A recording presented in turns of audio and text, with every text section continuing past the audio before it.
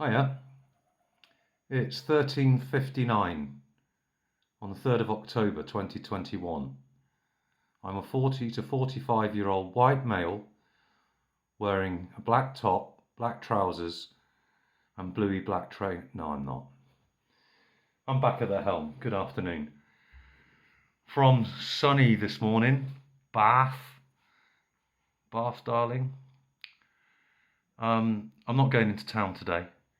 Sunday has the heaviest footfall for day trippers, and it can be absolutely manic in there. And we've been having high winds and quite heavy showers.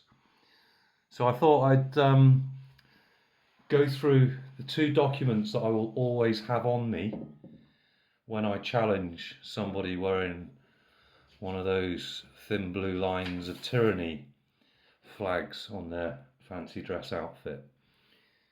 And as I said to Audit Ed when we first met up back in the summer, my intention would be to try and de-escalate a situation immediately when it's clearly obvious that the officers that are dealing with you are trying to escalate it so that they can grip you and get a result. I do like watching some of the other auditors who don't mind it being escalated. It seems that's what they want. But here are the two documents that I think are absolutely essential to have on you. There is another one, the College of Policing Codes of Practice.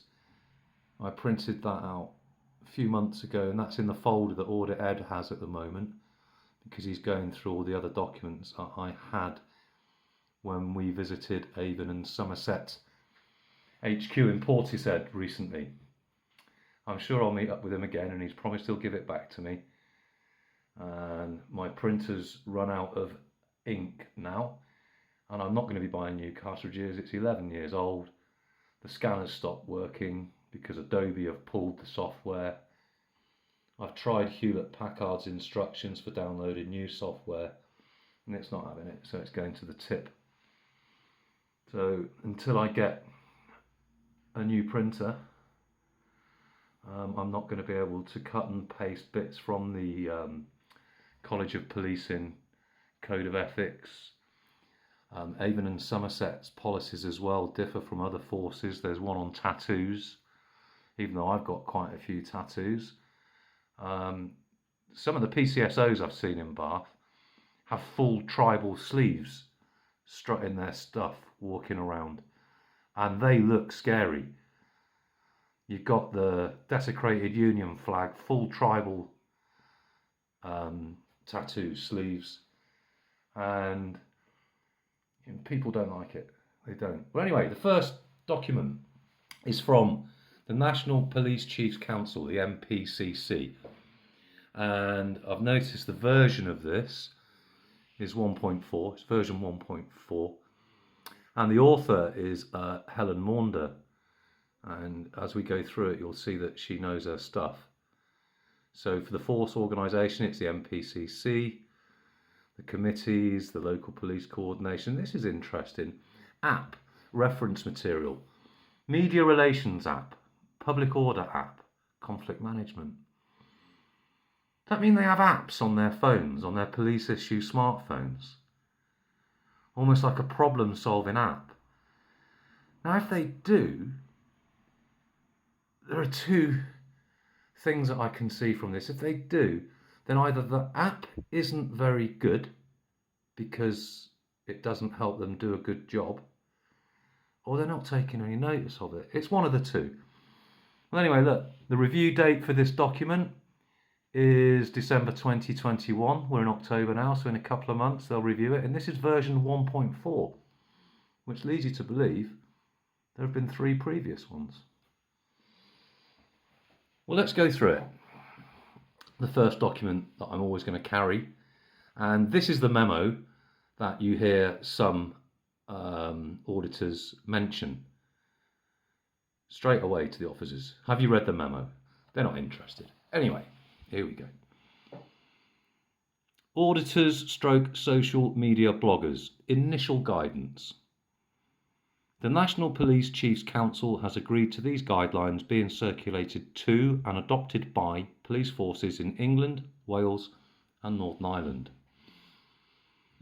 Guidelines produced by the NPCC should be used by chief officers to shape police responses to ensure that the public experience consistent levels of service. The implementation of all guidance will require operational choices to be made at local level in order to achieve the appropriate police response. The purpose of this guidance is to assist force personnel to conduct themselves accordingly when interacted with self-proclaimed auditors and social media bloggers. This guidance will be updated and republished as necessary.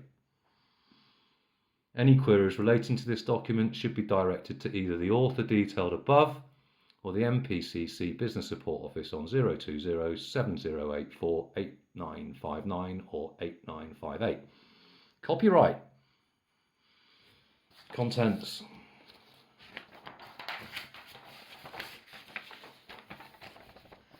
So section 1 is going to deal with auditors and social media bloggers. 2 with the Association of Chief Police Officers guidance. 3 how to respond. 4 powers. 5 circulation of guidance. And this is how it starts at the bottom. So section 1.1. There is an increasing number of reported incidents within the United Kingdom regarding auditors and social media bloggers. The auditors / bloggers are members of the public who attend police stations, other public / civil service buildings, including Ministry of Defence sites, or incidents with the purpose of capturing staff on camera live and live streaming to social media platforms or uploading with edited content. 1.2. Auditing / blogging is a behaviour that has, I think that should be, become common practice in the United States of America for a number of years and is developing a growing community of auditors, subscribers and viewers throughout the United Kingdom. 1.3.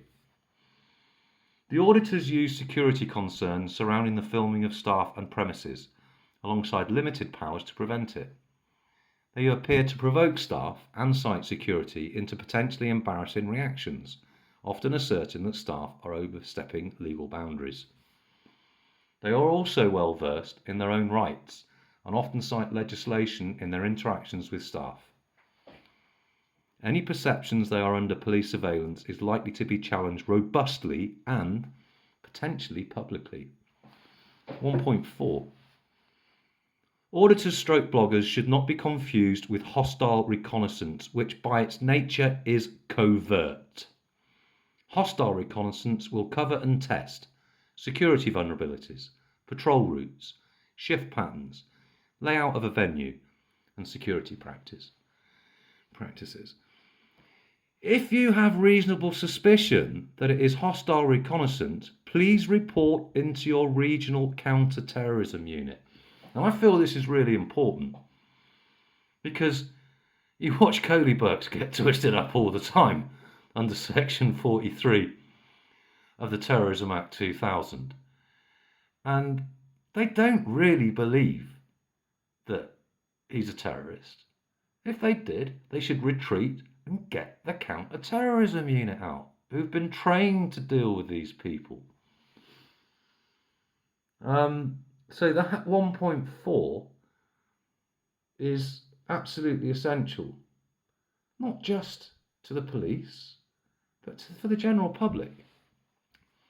Now, I don't have any copies of the ACPO guidance. They're in the folder that's with Audit Ed, but not to worry. I'll try and leave a link in the description to that letter for you, but it's not difficult to find. So, Section 2. ACPO Guidelines for Photographers 2010. 2.1. Let's get that way. Auditors / bloggers have referred to the ACPO Guidance for Photographers 2010 document during some of their recordings. For the purposes of this guidance document, the following points taken from the ACPO Guidance for Photographers 2010 will continue to act as the guiding principles. There are no powers prohibiting the taking of photographs, film, or digital images in a public place. Therefore, members of the public and press should not be prevented from doing so. We need cooperation with the media and amateur photographers. They play a vital role as their images help us identify criminals. We must acknowledge that citizen journalism is a feature of modern life, and police officers are now photographed and filmed more than ever. Unnecessarily restricting photography, whether for the casual tourist or professional, is unacceptable, and it undermines public confidence in the police service. Once an image has been recorded, the police have no power to delete or confiscate it without a court order. 2.2. The College of Policing also has guidance that can be accessed through the Media Relations app and the Public Order app, which chief constables and local commanders may wish to use alongside this guidance. That's section 3. Excuse me. How to respond to police auditors. It is important to remain calm and professional if responding to a situation where someone's recording a public/civil service premises and or staff. Their first interaction could be with anybody in policing, but is likely to be front counter staff. It is equally important to have an appropriate response if questioned by these groups, with the knowledge that they are looking for an appropriate response, an inappropriate response by police, or to be unlawfully detained. 3.2. When contacting such groups, remember that your first words will often dictate the remainder of the contact, as with any other contact. A professional greeting such as, "How's it going today?" will often work better than, "What are you doing out here?" Or, "Why are you recording our police building?" Oh look, they've even done it in red for us. Look. Remember that absent reasonable suspicion, this shouldn't that be? Remember that absent reasonable suspicion, this type of contact would be considered a consensual contact, and to avoid any coercive, demanding, or aggressive questioning. 3.3. These individuals frequently ask if they are being detained, or what the basis is for their detention. Absent reasonable suspicion, an appropriate response would be to tell the person or persons that they are not being detained. They are free to leave at any time, and they are free to continue with their activities. 3.4. If an attempt to obtain personal details should be made, give me your ID, the auditor/blogger must be informed that there is no legal requirement for them to do so. The exception to this is if there are reasonable suspicions an offence is taking place, or as part of a force's track and trace process if they enter a police premises. I don't think I've ever seen an audit where a cop asks for someone's ID and then says, "But you're not legally required to do so." 3.5. Some auditors/bloggers also respond by saying they feel threatened or intimidated by staff. If they do, it is acceptable to ask them how your presence is threatening to them. Explain what you are doing to make them feel threatened.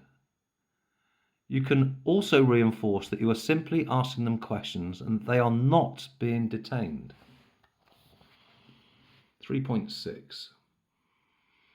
Other law enforcement agencies have confronted such groups by saying that they received a call of suspicious behaviour by these persons. These groups immediately respond by asking what is suspicious about their behaviour. Be honest. If responding based on a call for service or of suspicious persons, it is appropriate to say why you are there. Such a response might be similar to the following. Someone called regarding your activity, sir. I would like to ask you a few questions about what you are doing here. You are not being detained and you are free to leave at any time. Or, some people find it suspicious and concerning that you are recording our premises and staff.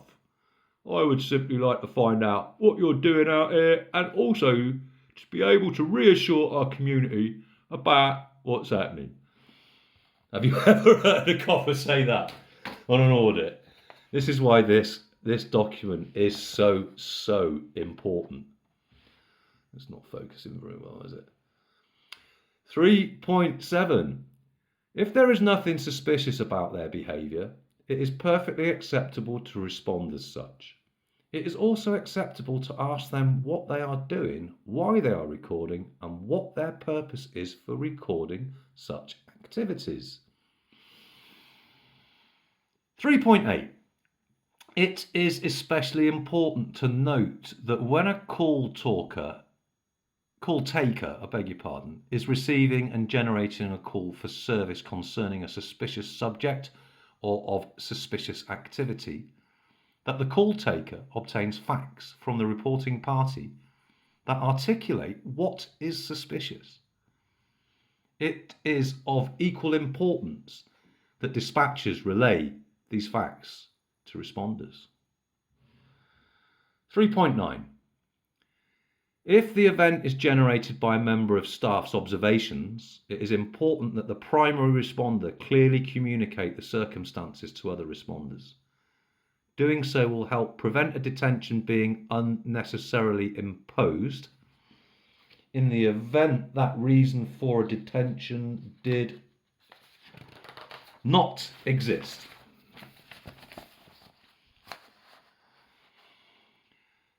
Efforts should be made to capture these individuals with body-worn video. In the event identification becomes necessary to provide evidence of behaviours should a complaint be made.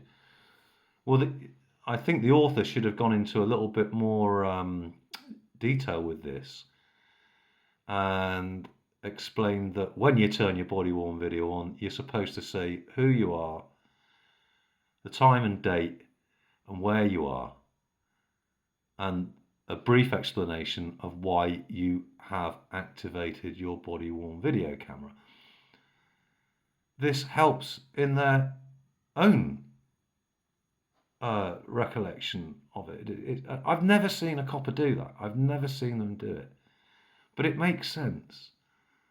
I suppose that's what PCSO Rich Riley was trying to do, and he got stuck on loop. It's called a boot loop, isn't it? Poor bloke. Anyway, section 4, powers, 4.1. If you do feel the auditor/blogger's behaviour may represent a genuine security risk or risk to the personal information of staff to be misused, be clear and confident of the powers at your disposal and clearly articulate why you are using them. Do not seize a camera or phone unless you deem it evidential. 4.2. Section 43 of the Terrorism Act 2000 should be used as a last resort and only when reasonable suspicion exists. You should consider other possible remedies such as the Antisocial Behaviour Act 2014 if applicable. 4.3. Consideration could be given to using powers under Section 136 Mental Health Act. If it was felt the individual was suffering from acute mental ill health and in immediate need of care and control, it is suggested to seek the advice of a clinician in advance to ascertain if the individual is known to local mental health services and receiving care or treatment. Section 5. Circulation of guidance. This is really important. 5.1. All staff should be briefed on this guidance. There have been incidents when unsuspecting members of staff have been approached when entering or exiting various parts of the building, Auditors stroke bloggers will also notice any unintentional indiscretions such as defective car, uniform, etc., all of which can be uploaded onto their channel. Staff should not use any type of inappropriate or offensive language when interacting with auditors stroke bloggers. 5.2. Staff should report all incidents to local intelligence teams for information gathering purposes. It says 5.2 again, but she's probably got a bit bored by this time. All first line managers of those who are recorded should be informed to help manage any welfare issues that arise. And the last point being, the Force's Corporate Communications Department should be notified of any incidents in order to support any subsequent public confidence issues and responses that may be required. And that, ladies and gentlemen, sorry for assuming your genders, is that. So we await December 2021 and see what they come up with. I can't see how they can change any of it, really. So there's the first document, and it should be a sacrificial document.